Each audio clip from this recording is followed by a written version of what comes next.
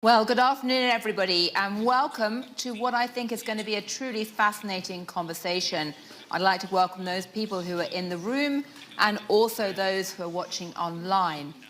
And we are extremely honoured today to have the Prime Minister of Vietnam, Prime Minister Pham Minh Chinh, to talk to us. He has made a tremendous effort to be here, I should say.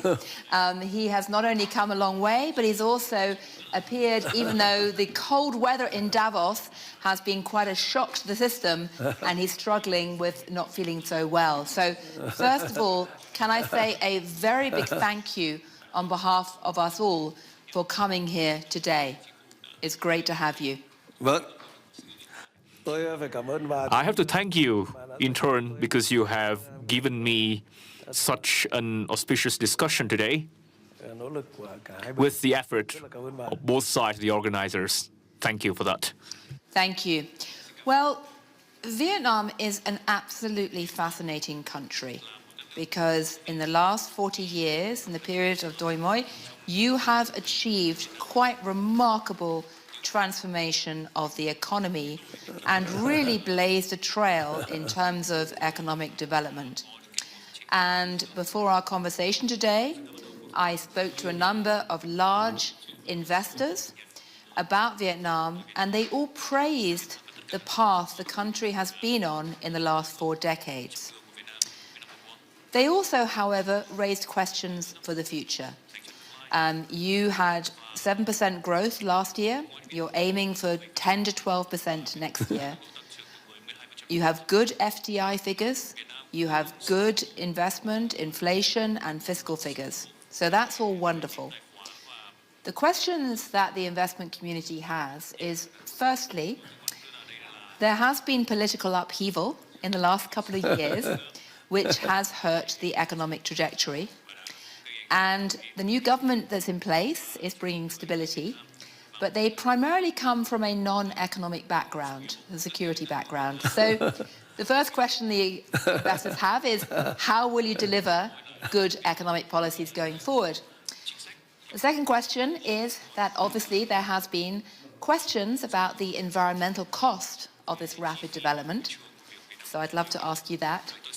And the third question that people ask is, you have benefited by many global companies appreciating your developments and moving supply chains to Vietnam. But in an era where we have growing US-Chinese confrontation and geopolitical problems, how will you navigate that going forward? So these are the questions that the investors here in Davos are keen to hear about. But I know that you actually wanted to start with a different question. So, out of respect to the long journey you've traveled, I will start with a question that you really wanted to talk about first, which was artificial intelligence. So, I understand that you're keen to tell us, first of all, about how Vietnam is grappling with the challenge of an intelligent age. So perhaps you can start by telling us about that, and then we can move on to some of the other questions that have been raised by participants in the forum when they look at the remarkable development of Vietnam in recent years.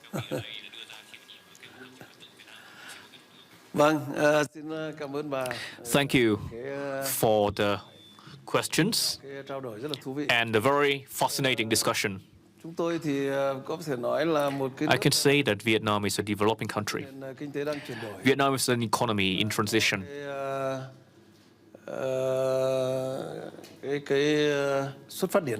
From a very low starting point. After 40 years of war, 30 years of embargo, Vietnam must therefore make a lot of effort over the past decades to be where we are today. That is the common effort of the entire Vietnamese nation. In the spirit of great national unity and solidarity, the greater the challenge, the greater the effort we put to it. That is a Vietnamese culture. Năm 2014 thì In 2024, rất nhiều cái khó khăn. a lot of challenges face Vietnam. On top of the global landscape, there's also a change in the generation of leadership Đây là cũng là một cái without warning. chúng tôi nhanh chóng ổn định tình hình, This was a difficulty, but we were able to rapidly không bị gián put đoạn things under control so that everything continues as they are, so that và lại tăng our thêm work tinh thần đoàn is kết, continued sự and nỗ lực the effort and the solidarity is maintained across the whole country khó khăn. within the difficult backdrop. This, of course, was followed by the Yagi super typhoon, which caused a lot of destruction over the 26 provinces in the northern part of Vietnam. Đấy là cái mà tôi cũng nói qua về cái So that năm 24 là như vậy. is Vietnam's Cái landscape in 2024. đấy, cái năm 24 chúng tôi có hai cái đặc điểm lớn That is the two events that characterized 2024. đổi liên tục. Đấy, There were a lot of changes in leadership, and tàn phá của cái cơn bão, then there was the Yagi super typhoon. tác động và những cái tiêu cực khác thì And there are other things as well, but that is what we share with the rest of the world. thông minh. Now, on artificial intelligence, Tôi nghĩ là cái I think that the smart era is opening up, and về cái suy nghĩ của mình thôi. what I think personally on this is that Thông minh là chính trị thì this is an era where there has to be political stability, where there has to be peace rather than war, phát triển nhanh nhưng mà phải because that would facilitate rapid economic development and sustainable development. khai thác có hiệu quả. That is also an age where we have to make good use of the environment to ensure sustainability. Xã hội thì phải đảm bảo It is an era where we have to ensure social progress and equality to leave no one behind.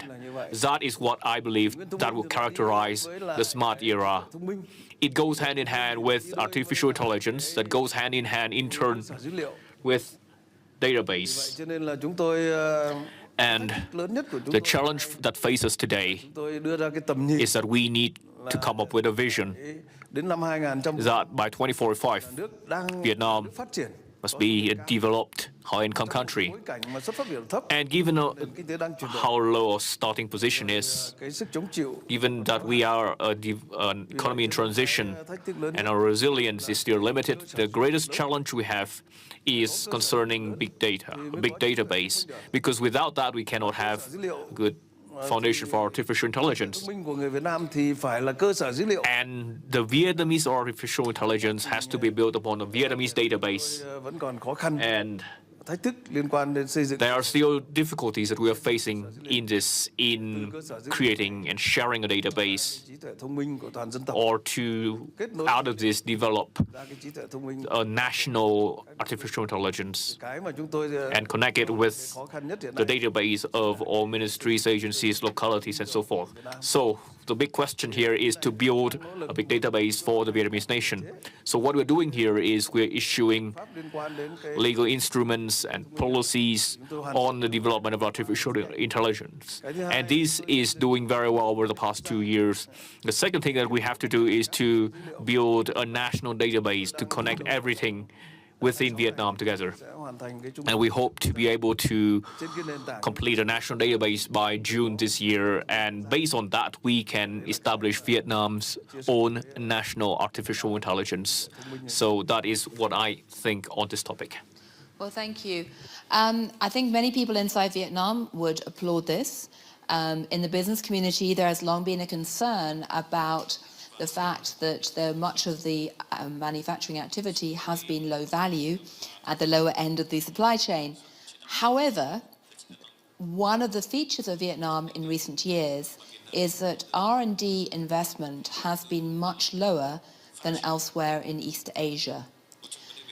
Do you plan as a government to create incentives, financial incentives, to encourage more research and development investment, or to find other ways to encourage companies to raise their level of R&D activity? Vâng, về cái nghiên cứu phát triển thì đúng. Yes, on research and development, Đầu tư cho nghiên cứu phát triển. we are admittedly not investing as much on R&D compared to other countries in the region, Cái đặc điểm lớn nhất chúng tôi because One of the biggest things that characterize Vietnam is that Vietnam has a very low starting point, and we are a developing country in transition.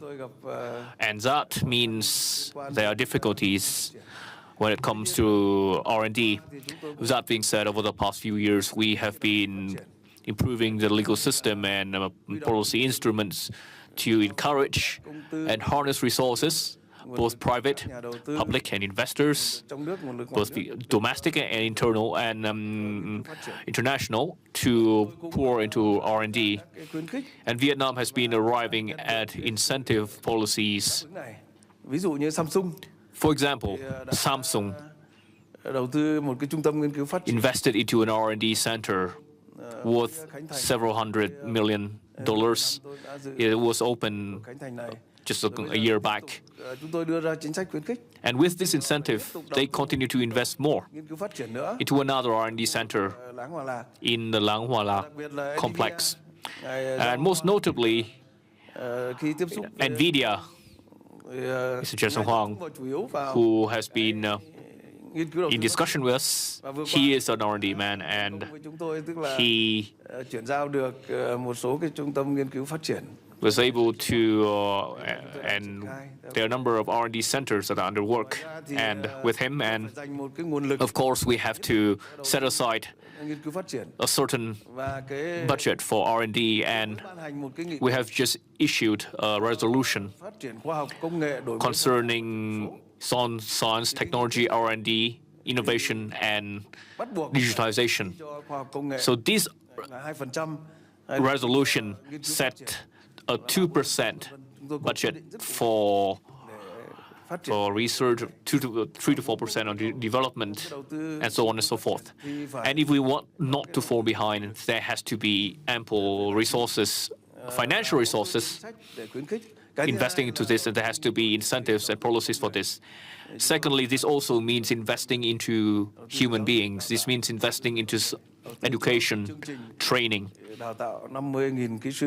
There's a program, for example, for the training of 50,000 engineers in semiconductor and artificial intelligence, for example. Right. Well, if you manage to train that many engineers rapidly, I think you'll show a framework or template for many other countries. But in terms of the R&D investment, you mentioned Samsung, you mentioned NVIDIA.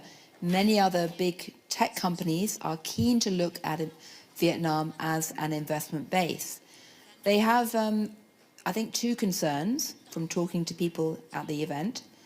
One concern, which I'll ask you about first, is whether foreign investor rights are completely protected under Vietnamese law and treated on an equal par with domestic companies. Can you say anything to the attendees at the forum about what you're going to do to reassure foreign investors that they will be treated on an equal level with domestic investors going forward? Legally. This is a very interesting question indeed. Of course, this begins with lawmaking to ensure equality between domestic and international investors. This also means ensuring IP rights.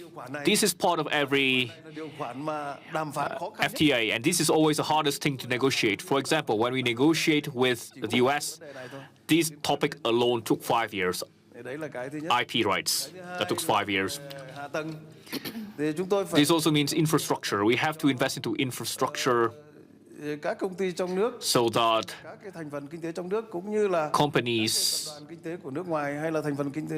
both Vietnamese and international, would be able to make use of these infrastructure on an equal basis, on a market basis, respecting the rules of value, supply, demand, and competition. Right. Well, I think certainly everyone here will be interested to see what happens on that respect with the government. The second question people are concerned about here is that Vietnam has been a very attractive alternative location for investment as tensions between China and America have increased. Now, that means that Vietnam now has one of the largest trade surpluses with America in proportional terms of any country. So are you concerned that you will become a target for the new administration in America? Because we've had indications that they want to focus on countries with big trade surpluses with America. And can you reassure the companies that are the international companies that are putting money into Vietnam that they won't find themselves caught in the same set of trade conflicts that they've had with China and the US in the future? Vâng, bà nói rất đúng. You are very right. Of course, Vietnam is Thặng dư thương mại ranking third in trade surplus vis-a-vis the US. thứ hai là Mexico và thứ ba là đến chúng tôi. China, Mexico, then it comes Vietnam. Với Mỹ là hơn 100 tỷ. More than 100 billion. Thì đây là một cái bài. So this is a big question. Cái tình hình thế giới as the global landscape may change, an administration may change, and but at the same time, we do not fear what is to come, because with the US, we have proposed a few measures to rebalance trade. For example, we are purchasing more planes from the US because we are developing the Vietnamese tourism industry as a spearhead sector, which means we need a larger fleet, and that means purchasing from Boeing, which is an American company. We seek to buy 50 to 100 planes over the next 10 years, and this will help to rebalance these bilateral trade. And there are other high-tech items of the US that we're interested in as well. So there are solutions in place. There are political solutions and diplomatic solutions to bolster mutual understanding between the two countries. There are economic solutions, and there are institutional solutions. This means trade agreements that we have been signing with other countries, including with the US. We are negotiating an adjustment of agreements we have signed with the US. So with all of this in mind, we do not have too much concern about this. And of course, we do not want trade wars in the world. This era, this smart era, should be one without unhealthy competition. It must be an era of stable politics, an era of peace, not war, an era of stable economic development, an era where the development among countries are in balance, and where countries can stand together against the challenge of our time. I think that would and should characterize the smart era today, because in every time there's difficulties, it would behoove us to work together. That is why Vietnam's motto is we have to share benefits and harmonize risk. Because in times of trade war, it would cause a lot of trouble, but Vietnam's President Ho Chi Minh has a very famous poem that roughly translates, goes that there's nothing difficult as long as our heart is in the right place. Whether we are digging the mountain or leveling a sea, as long as there's a will, there's a way. There's a lot of things that we have in place. There are political solutions, economic solutions, and we have all these in place to avoid trade conflicts in the world today. Right. Well, I think everybody in the Congress Center would thoroughly agree with that sentiment. I don't think many people here want to see trade wars at all, so you're speaking to a group of people who strongly agree with you. However, it's quite striking that the Trump administration has already just today, last 24 hours, announced 25% tariff against Mexico, which is the second biggest trade surplus. They're threatening a whole series of tariffs against China. Until now, they've actually not mentioned Vietnam, which is quite striking. And I asked some of the Trump team why, and they said, well, they're waiting to see whether Vietnam will be friendly to America or to China. And they're also waiting to see what happens with Mexico and others. So I have two questions, Prime Minister. The first is, are you going to be able to stay friends with both America and China? And my second question is, have you spoken yet to the team of Donald Trump about what Vietnam can do to keep yourself off the list of people that Trump tweets about? Because thus far, I don't think there's been any tweets at all about you yet. There's been plenty about other countries, but thus far, I should congratulate you of staying out of the president's tweet stream. So, can you be friends with both America and China? And have you spoken with the Trump administration yet? Rất là cảm ơn bà. Cái câu hỏi này thì Thank you. Very, very fascinating question. Now, first, Vietnam's foreign policy is one of independence, self-reliance, diversification, and multilateralization to be a good friend and reliable partner of all countries around the world. Second, Vietnam is to be a responsible member of the international community for peace, cooperation, and development. So, that means we'll be friend to all. To China, to the US, to Mexico, to all. This is Vietnam's foreign policy line. And all countries, our friend and a trusted partner. This means China, this means the US, and in truth, over the past years, Vietnam have been keeping everything in balance. There's no issue over here, and this has brought about benefit to peace, cooperation, and development for both US and China and Vietnam at the same time.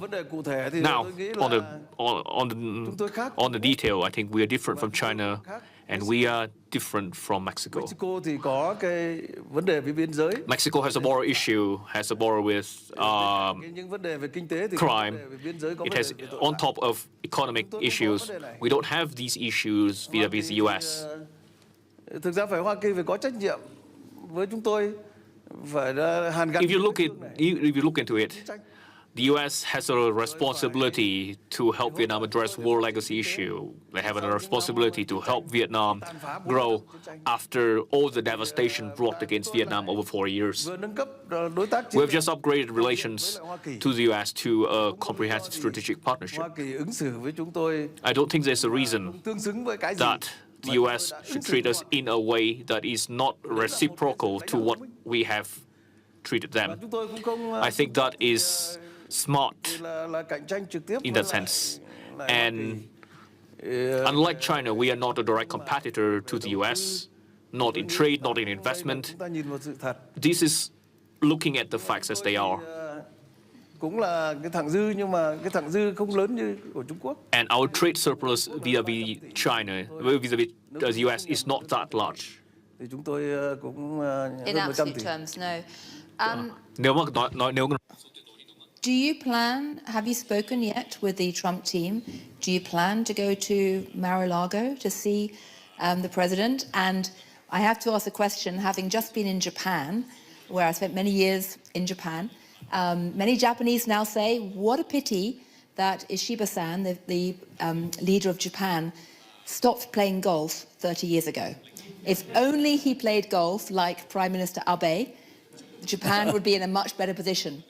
Do you plan to play golf with President Trump?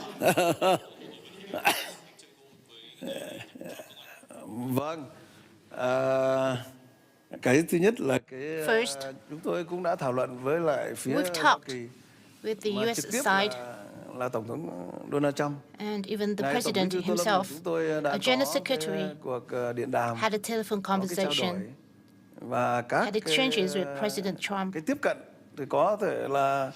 Có những cái công khai, có những cái còn đang trong cái quá trình tiếp cận với nhau. And we are still also figuring out our approaches, but in fact we made the initial contacts with the Trump administration and we have no concern about it. Cái đấy là cái mà đối với Hoa Kỳ thì chúng tôi nghĩ là regarding the US, we think we can handle our relationship with the US.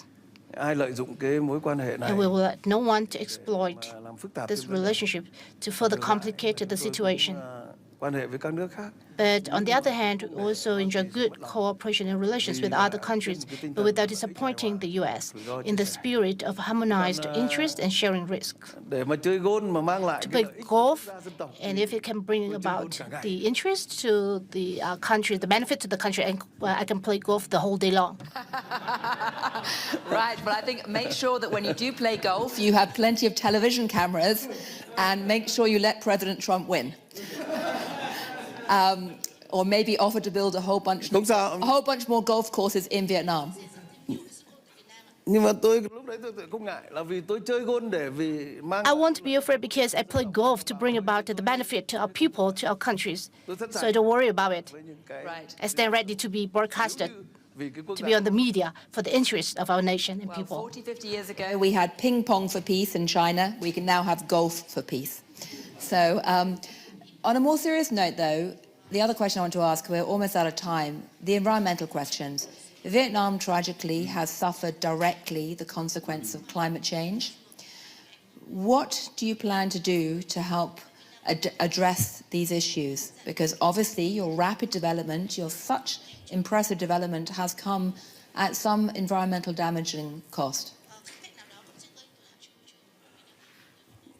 Vâng, có thể nói là Việt Nam. Yes, it is true that Vietnam is one of the 5 countries worst affected by climate change going forward. Climate change and sea level rise, because we have a coastline of 3,000 kilometers. So Vietnam is one of the countries that would stand to be damaged by sea level rise. Vietnam has made the commitment along with the international community to net zero. And we've made a commitment to green transition, green transport, and green production, green manufacturing, as I said before.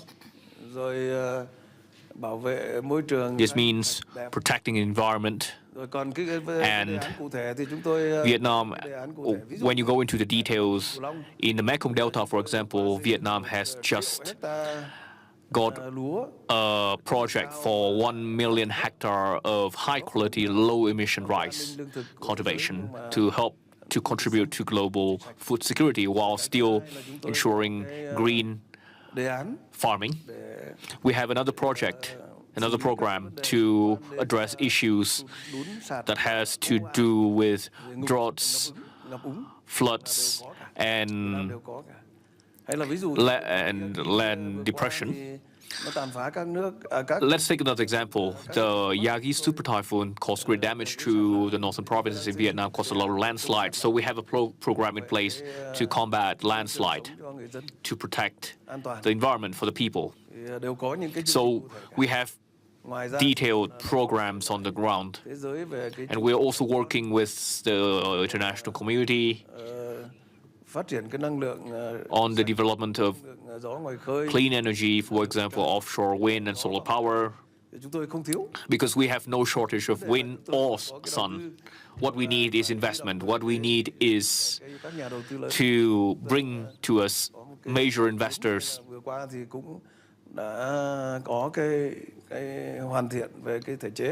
So in the recent past, we have been improving the institutions to facilitate this, and we have restarted nuclear power generation program to ensure clean energy. Right. Well, I think there are many people at this forum who would be delighted to cooperate with you, because there's a great hunger for investing in power projects at the moment, and as I said before, a great hunger to diversify the source and the targets for those investments. So thank you very much indeed, Prime Minister. I'm very grateful for the conversation. It's been truly fascinating. I personally take away 2 or 3 key points. The first is that Vietnam has indeed had this remarkable trajectory of development in the last 4 decades, which I think everyone here in this forum would applaud. And if you do achieve your target growth rate of 10 to 12% in the next year or 2, then you will truly be showing a model to the wider world. However, there obviously are some big challenges ahead, be that environmental, be that the need to invest in your research and development capabilities, to look at the legal structures around that, and to try and upgrade your manufacturing base into higher value products. And last but not least, of course, the biggest challenge is going to be navigating this very difficult tightrope in the new geopolitical order and keeping all sides happy and ensuring that you stay out of Donald Trump's, the President Trump's, Twitter feed. As I say, I should congratulate you on the skill with which you have managed to do that so far. I think everybody in the World Economic Forum would hope that you can continue to show it's possible to walk that tightrope.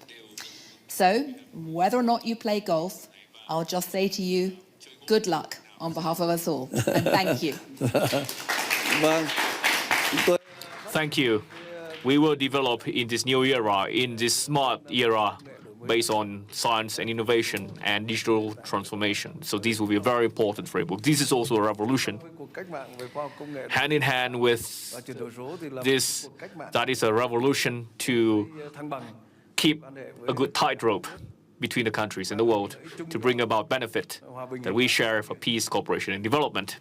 I think if Vietnam can achieve that, then there will be many, many people wanting to know how you did it and to copy you. So, as I say, good luck. Thank you. Vâng, chúng ta sẽ chờ đợi. Wait and see, of course.